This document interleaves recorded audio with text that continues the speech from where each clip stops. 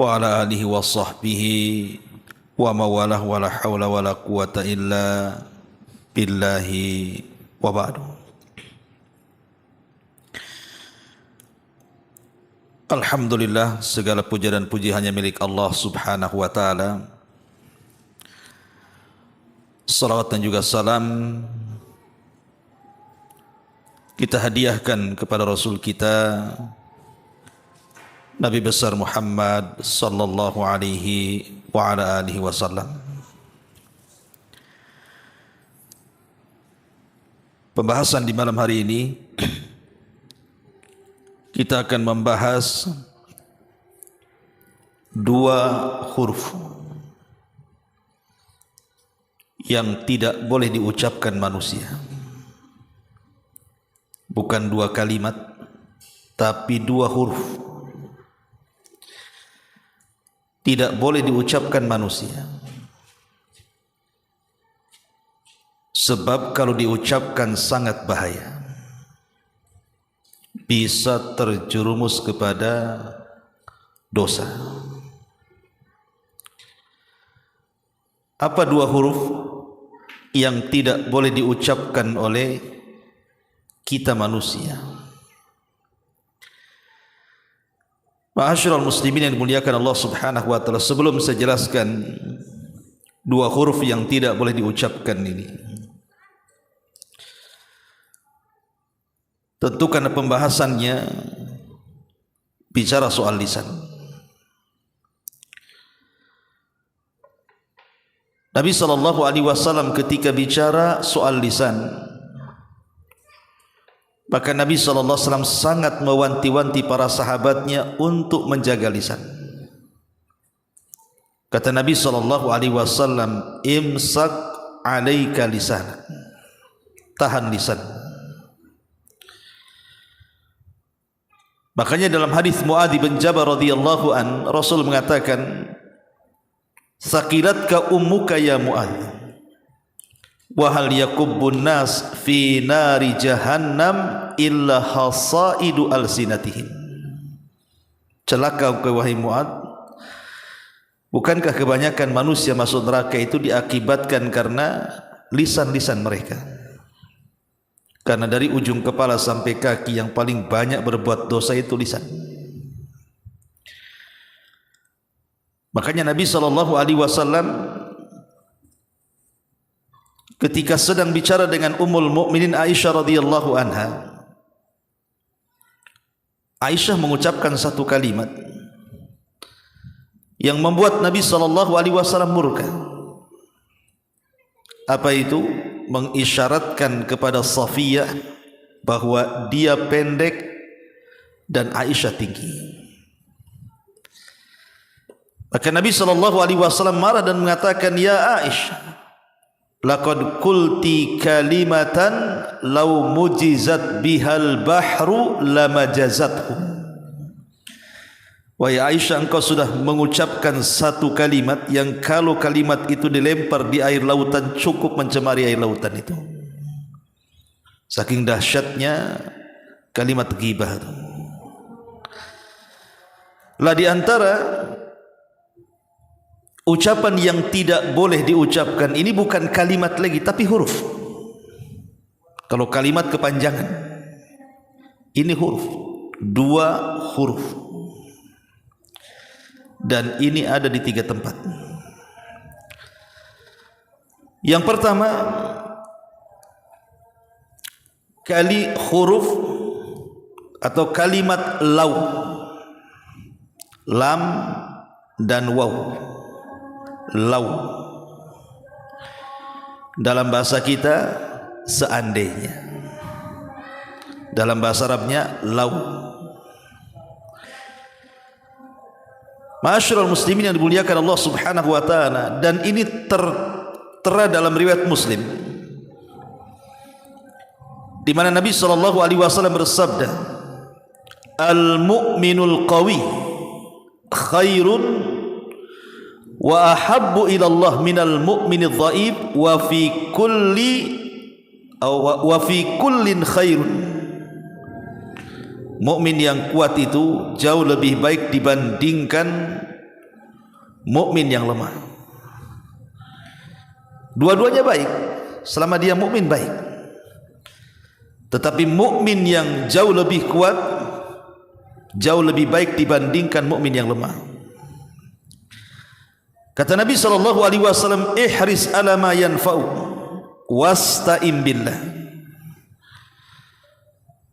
Maka bersemangatlah untuk mengambil hal-hal yang bermanfaat untuk kamu. Setelah itu mintalah pertolongan kepada Allah. Wala ta'jaz, jangan lemah. Wa in asabaka syai'un fala taqul, di sini syahidnya. Wa in asabaka syai'un fala taqul law anni fa'altu kadza lakana kadza wa kadza. Kata Nabi SAW, jika sesuatu menimpamu, jika ada musibah yang menimpamu, maka jangan katakan lau. Lihat di sini dua huruf, lam dan waw, dua huruf saja. Jangan katakan lau, andai kata. Kata Nabi SAW, fala taqul law anni fa'altu kadza lakana kadza wa kadza. Kalau aku melakukan perkara ini, tentu jadinya akan seperti ini dan seperti itu. Walakin, akan tetapi, qul qaddarallah wa ma syaa fa'al. Tapi katakanlah, semua sudah ditakdirkan Allah, dan yang Allah kehendaki pasti terjadi. Kenapa demikian? Fa inna law taftahu amal syaitan. Karena kalimat law seandainya itu bisa membuka amalan setan. Ma'asyiral muslimin yang dimuliakan Allah Subhanahu wa taala, sering di masyarakat dua huruf ini terucap. Padahal dua huruf ini jangan sampai diucapkan seorang muslim. Terutama kalau seandainya berkaitan dengan kematian, kemalangan, kebangkrutan, sakit parah dan begitu seterusnya. Biasanya kalimat ini muncul. Umpamanya kalau saya tidak pergi, tentu tidak mungkin celaka. Kalau saya tidak menanam modal, tentu tidak bangkrut. Kalau seandainya saya tidak bawa dia ke rumah sakit, tentu dia tidak akan mati. Kalau seandainya saya tidak pergi lewat sini, tentu tidak akan jatuh. Kalau seandainya bukan karena dia, tentu begini dan begitu. Kalau bukan karena anjing tetangga, habislah rumah saya. Macam-macam kalimat ini sering terurak di masyarakat ini. Padahal ma'asyiral muslimin yang dimuliakan Allah Subhanahu wa taala, ini bukan kalimat biasa, ini kalimat setan. Ingat, kalimat lau seandainya itu bukan kalimat biasa, tapi ini kalimat syaitan. Makanya Rasulullah mengatakan apa? Fa inna lau taftahu amal syaitan. Karena kalimat lau seandainya itu membuka amalan setan. Jadi kalau seandainya kita ditimpa kemalangan ataupun musibah, maka setan akan datang kepada kita supaya mengucapkan lau tadi. Dan kalimat lau sendiri, kalau kita perhatikan ma'asyiral muslimin yang dimuliakan Allah Azza wa Jalla, satu, setan hendak memberikan keraguan-raguan kepada kita tentang takdir. Ini yang pertama. Kalau antum mengucapkan kalimat lau seandainya, hakikatnya setan itu sedang menanamkan kepada hati kita keraguan-raguan kepada takdir Allah. Semua ini di atas takdir, ikhwan. Pamannya antum jalan ke sebelah sini kemudian jatuh, itu sudah takdir Allah. Kalau seandainya kemudian ada saudara kita, kemudian dokter mengatakan mau dioperasi atau tidak, Ya sudah, dioperasi saja. Kemudian mati, itu sudah takdir Allah. Jangan katakan tuh kan, coba kalau tidak dioperasi dia tidak mati. Kata siapa? Mati juga kalau sudah waktunya kan. Bukan masalah operasi atau tidak kematian itu. Idza jaa ajaluhu la yastakhiruna sa'ata wa la yastaqdimun. Lah kalau sudah waktu ajalnya datang, tidak mungkin maju, tidak mungkin mundur lah. Itu sudah takdir Allah Azza wa Jalla. Antum nanam modal bangkrut, takdir Allah. Jangan disalahkan, seandainya saya tidak nanam modal tidak bangkrut. Kata siapa? Bangkrut itu tidak mesti karena nanam modal, bisa saja karena hilang, dicuri, terbakar, kena musibah dan begitu seterusnya. Maka ini yang pertama, hati-hati kalimat lam waw ini, karena setan hendak menanamkan keraguan kepada takdir kita. Yang kedua, setan hendak menanamkan kesedihan kepada kita. Karena kalimat lau ini membawa kesedihan nantinya kan. Seandainya saya tidak ke sana, tentu tidak seperti ini, sedih hatinya. Dan setan ini sengaja menanamkan kesedihan kepada kita supaya ditimbulkan penyesalan yang ujung-ujungnya nanti nolak takdir juga. Kemudian juga menanamkan penyesalan yang ketiga.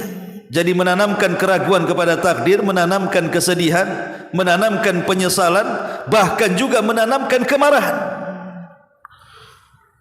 Kalau bukan karena dia, tentu saya enggak seperti ini. Marah dia kan begitu. Atau yang lebih parah, kalau itu konteksnya kematian, biasanya sampai menimbulkan niyah. Meraung-raung, memukul-mukul, mengguling-guling kan begitu. Dan intinya ini semua adalah permainan syaitan dan was-was syaitan. Itu intinya. Kalimat lau ini adalah permainan syaitan dan was-was syaitan, dan ini kalimat syaitan. Jangan pernah diucap. Kalimat lam dan waw, bahasa kitanya seandainya, bila mana, andai kata, ya, itu sering terucap di masyarakat. Ma'asyiral muslimin yang dimuliakan Allah Azza wa Jalla. Lalu apa sebagai pengganti lau? Maka Nabi SAW kasih solusi dengan kata-katanya, walakin kul qaddarallah wa ma syaa fa'al. Tapi katakanlah, qaddarallah, semua sudah takdir Allah. Kalau Allah berkehendak pasti terjadi. Kalau ada kematian, semua sudah takdir. Kalau ada kemalangan, semua sudah takdir. Kalau ada kebangkrutan, semua sudah takdir. Kalau ada kesakitan, semua sudah takdir. Kalau ada musibah, semua sudah takdir. Semua sudah takdir. Selesai. Kita sandarkan semua urusan kepada takdir Allah Subhanahu wa ta'ala. Karena menolak takdir ini bahaya, mempengaruhi keimanan kita. Karena di antara rukun iman itu antu'mina bil qadari khairihi wa syarri. Anda beriman dengan takdir, bukan yang baik saja, yang buruk pun harus diimani. Karena kalau orang hanya beriman kepada yang baik saja, semua menerimalah takdir baik itu. Siapa yang tidak menerima takdir baik? Antum dapat uang, dapat rumah, dapat kendaraan, sehat badan, semua nerima. Terkadang keimanan kepada takdir itu diuji ketika takdir Allah itu tidak baik kepada kita. Disitulah kita diuji keimanan kepada takdir itu, beriman atau tidak.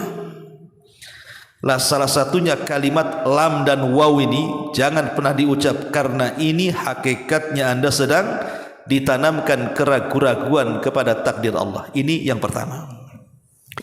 Yang kedua, kalimat yang dua huruf yang tidak boleh diucapkan adalah kalimat alif dan fa. Uf. Kalimat uf. Alif, fa. Kalau tadi lam, waw. Nah, sekarang alif, fa. Uf. Dan itu disebutkan di dalam surah Al-Isra ayat 23. Allah Subhanahu wa ta'ala berfirman, wa qadha rabbuka alla ta'budu illa iyyah wabil walidaini ihsana.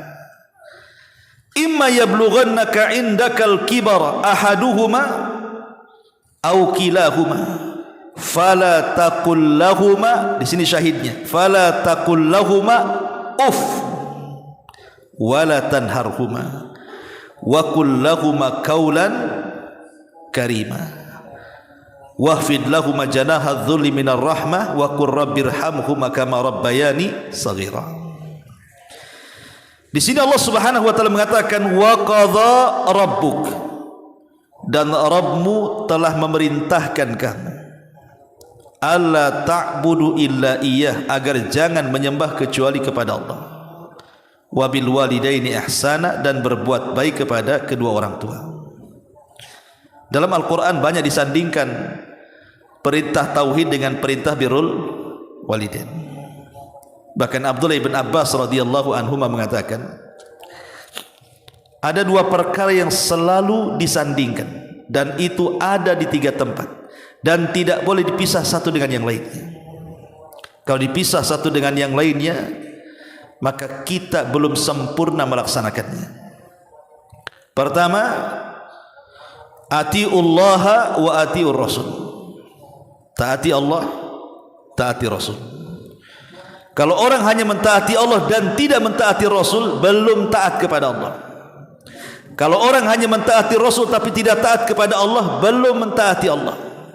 Harus dua-duanya. Yang kedua, aqimus shalah wa atuz zakah. Laksanakan salat, tunaikan zakat. Kalau orang hanya salat tapi bakhil tidak mengeluarkan zakat, maka salatnya bermasalah. Kalau orang hanya zakat saja tapi meninggalkan salat, lebih bermasalah lagi. Maka dua-duanya lakukan. Dan yang ketiga ayat ini. Ayat ini yang semakna dengan surah Luqman, anishkurli wali walidaika ilayyal masir. Bersyukurlah akan nikmatku dan nikmat kedua orang tua. Kalau hanya bersyukur kepada nikmat Allah tapi belum bersyukur kepada orang tua, belum dikatakan syukur kepada Allah. Kalau hanya bersyukur kepada orang tua tapi tidak bersyukur kepada Allah, belum juga dikatakan syukur. Harus dua-duanya. Makanya dua kalimat ini selalu disandarkan dalam Quran itu. Seperti ayat ini, wa qadha rabbuka alla ta'budu illa iyyah wa bil walidaini ihsana. Dan Rabbmu telah memerintahkan jangan sampai menyembah kecuali kepada Allah, dan berbuat baiklah kepada kedua orang tua. Imma yablughanna indakal kibar. Terutama kalau seandainya orang tua itu sudah menginjak tua, maka Allah mengatakan salah satu dari keduanya atau dua-duanya. Kenapa kemudian Al-Quran mengisyaratkan apalagi kalau sudah tua kedua orang tua atau salah satu dari kedua orang tua kita itu? Karena biasanya orang kalau semakin tua itu akan kembali seperti anak kecil. Makanya Allah mengatakan la tarkabunna tabaqan an tabaq.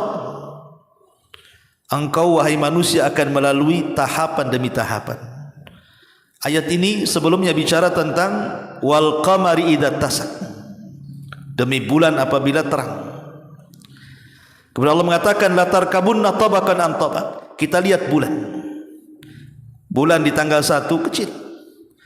Kemudian membesar tanggal 2, tanggal 3 sampai puncaknya di tanggal 15. Kemudian mengecil sampai di tanggal 29. Bahkan tidak kelihatan. Begitulah perjalanan manusia. Mulai dari kecil, kemudian remaja, dewasa, kemudian kuat, kemudian mulai lagi melemah, dan begitu seterusnya. Dan semua pasti akan melewatinya. Makanya Allah ingatkan nih, apabila punya orang tua yang sudah tua, ingat mereka seperti anak-anak, harus ekstra sabar. Makanya sering saya katakan ikhwan, kalau antum disuruh merawat 2 orang, sama-sama tidak berakal ya. Satu anak kecil, satu orang tua. Satu orang tua pikun, kan gak berakal juga tuh ya. Satu anak kecil, masih enak mana? Sama-sama tak berakal.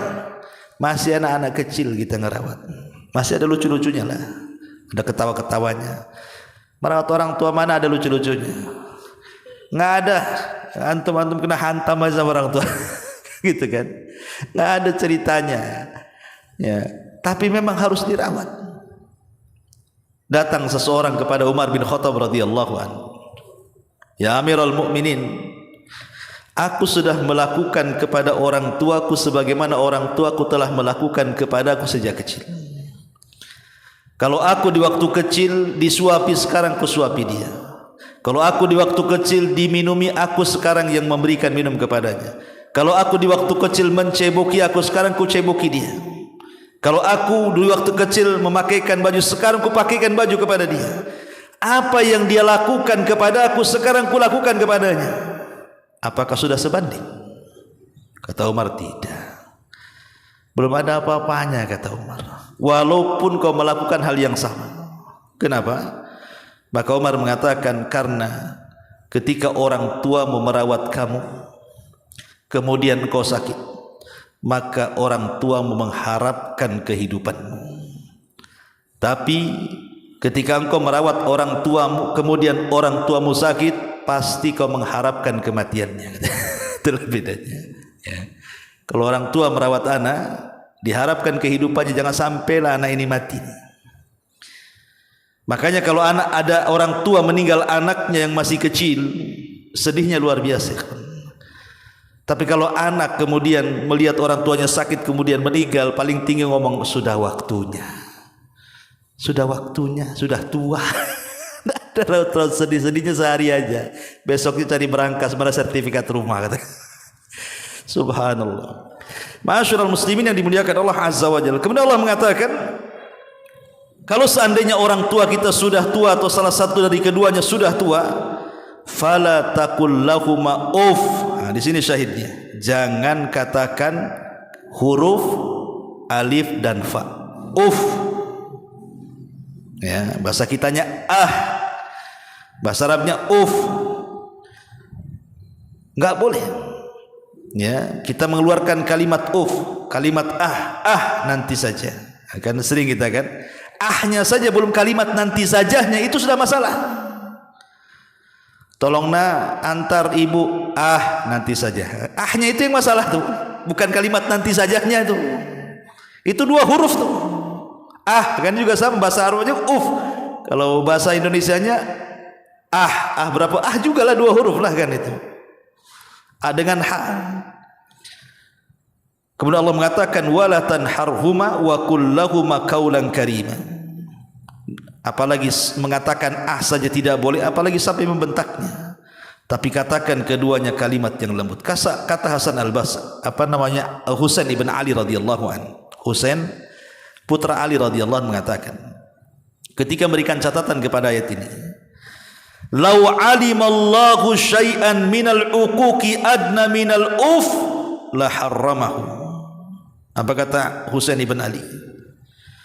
Kalau Allah tahu ada kalimat yang lebih pendek dari kata-kata yang di dalamnya isinya mendurhakai orang tua, pasti Allah sudah haramkan. Jadi kalau ada kalimat yang lebih pendek dari kalimat dua huruf ini dan isinya mendurhakai orang tua, pasti Allah sudah haramkan. Tapi enggak ada, ini paling pendek ini. Ya. Makanya jangan biasakan mengucap kalimat tuh. Nanti saja. Nantilah. Ini bahaya kalimat ini. Karena ini bagian daripada ukuk. Ukuk itu durhaka kepada orang tua. Bayangkan, aja bisa dijadikan ukuk tuh. Dan Nabi SAW mengatakan, maukah ku habarkan kepada kalian dosa yang paling besar? Maka sahabat mengatakan, tentu wahai Rasul. Kata Rasul, al-isyraqu billah, melakukan kesyirikan kepada Allah, wa uququl walidain, dan durhaka kepada orang tua. Salah satu bentuk durhaka dengan ucapan adalah dengan mengeluarkan dua huruf alif dan fa. Bahasa kitanya maka hati-hati. Dan pembahasan uququl walidain tentu panjang. Karena Abdullah bin Abbas radhiyallahu anhu pernah ditanya, wahai Ibnu Abbas, apa yang dimaksud dengan birrul walidain? Berbuat baik kepada orang tua. Kata Abdullah bin Abbas, ini pembahasan panjang. Tidak bisa saya jelaskan. Kemudian orang ini mengatakan, oke, kalau begitu apa yang dimaksud dengan uququl walidain? Durhaka kepada orang tua. Maka Abdullah bin Abbas langsung berdiri dan mencontohkan dengan mengebutkan pakaiannya. Kata Abdullah bin Abbas, kalau seandainya di pakaian ini ada debu, kemudian ku kebutkan, debunya melayang ke muka orang tua, maka itulah uququl walidain, katanya. Bayangkan, hanya itu saja. Makanya hati-hati kalau orang tua ada di ruang tengah, kita lagi nyapu, itu kan, izin dulu, kita tidak tahu ada debu banyak kan itu. Nah orang tua kita ini enggak sengaja sapunya ke orang tua. Subhanallah, durhaka ya. Ma'asyiral muslimin yang dimuliakan Allah Azza wa Jalla, ini yang kedua, ini pembahasannya panjang. Lalu apa pengganti kalau begitu? Di sini Allah kasih solusi. Jangan katakan kalimat tetapi wa qul lahuma qaulan karima. Sebagai pengganti katakan kepada kedua orang tuamu perkataan yang lembut, yang santun. Pokoknya jangan ucapkan kalimat nanti. Itu yang bahaya. Stop kalimat itu. Taib, ini yang kedua. Dan yang terakhir adalah dua huruf yang terucap ketika salat tanpa ada hajat, seperti nah itu ya. Bapak bahasa kitanya, alif dan ba. Alif dan kha, saudara. Alif dan mim, ibu, gitu ya. Atau apalah, pokoknya dua huruf yang keluar ketika sholat dan tidak ada hajat. Memang terjadi silang pendapat di antara para ulama, di antaranya disebutkan oleh hadis Zaid bin Arqam radhiyallahu an. Dia mengatakan, kunna natakallam fi salati. Kata Zaid bin Arqam, dulu kami ketika belum ada larangan bicara dalam solat, biasa kami bicara dalam solat. Jadi solat sambil ngobrol biasa, itu permulaan solat. Allahu Akbar. Gimana? Biasalah itu. Kita habis solat kemana? Itu awal solat. Awal diwajibkan solat, kata siapa? Kata Zaid bin Arqam ini. Kunna natakallam fi salat. Kami biasa bicara dengan salat. Yukallimur rajulu sahibahu wa huwa ila jambihi fi salati. Biasa seseorang ngomong sama kawan sebelah kiri kanannya. Hatta nazalat, sampai turun ayat. Wa qumu lillahi qanitin. Wa qumu lillahi qanitin. Maka berdirilah menghadap Allah qanitin, dengan betul-betul qanit, penuh dengan ketaatan, kehusyuan, ketenangan. Maka setelah ayat ini turun, fa amarana bis-suquti wa nuhina 'anil kalam. Maka kami diperintah untuk diam dan kami tidak boleh bicara. Kecuali memang bicaranya yang diperintahkan dalam salat. Dari sini kita tahu bahwa orang salat tidak boleh ngomong. Maksudnya omongan-omongan yang di luar salat dimasukkan ke dalam salat. Nah, tapi kalau omongan yang harus diucapkan dalam salat ya harus ngomong lah, kan itu. Baca subhan rabbiyal a'la, subhan rabbil azim, Allahu akbar, itu kan omongan juga, tapi memang dianjurkan dalam salat. Termasuk juga hadis Muawiyah ibn Hakam as-Sulami. Muawiyah ibn Hakam as-Sulami radhiyallahu anhu. Apa kata beliau? Baina ana usalli ma'a Rasul. Ketika aku salat bersama Rasul. Id'atasa rajulun minal qaum. Tiba-tiba di sebelah ada orang bersin. Kemudian fakultu yarhamukallah, refleks dia, ya, langsung ngomong yarhamukallah.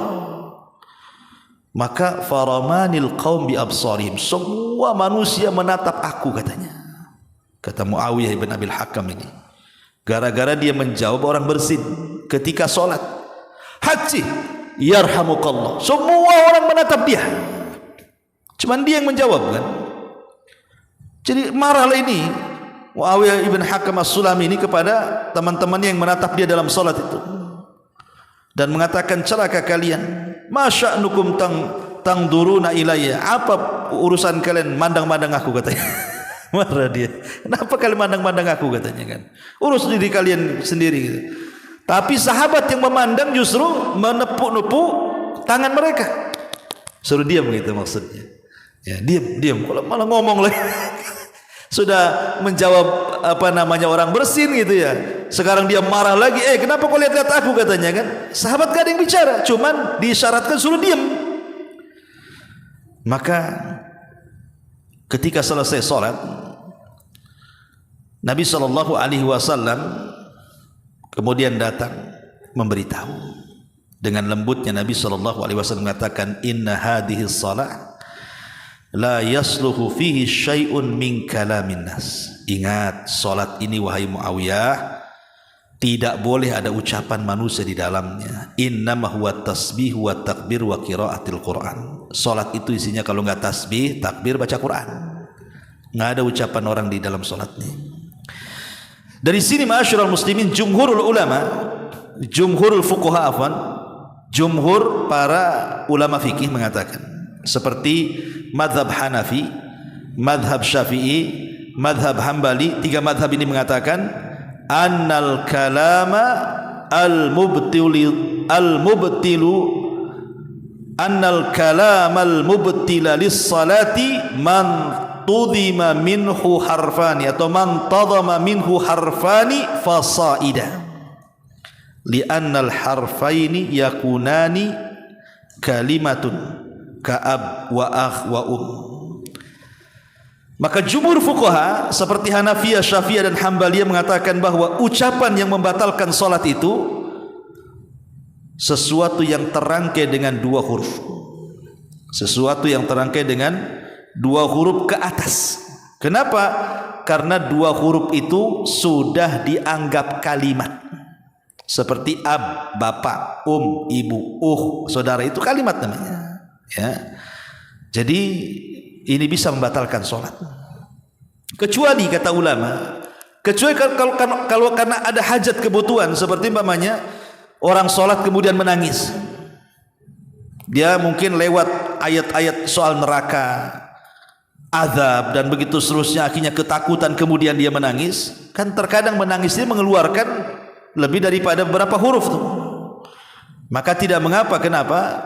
Karena Umar bin Khattab radhiyallahu an pernah menangis sampai tersedak tangisannya. Bahkan Rasul juga sahabat pernah menangis. Bahkan Abu Bakar juga pernah menangis.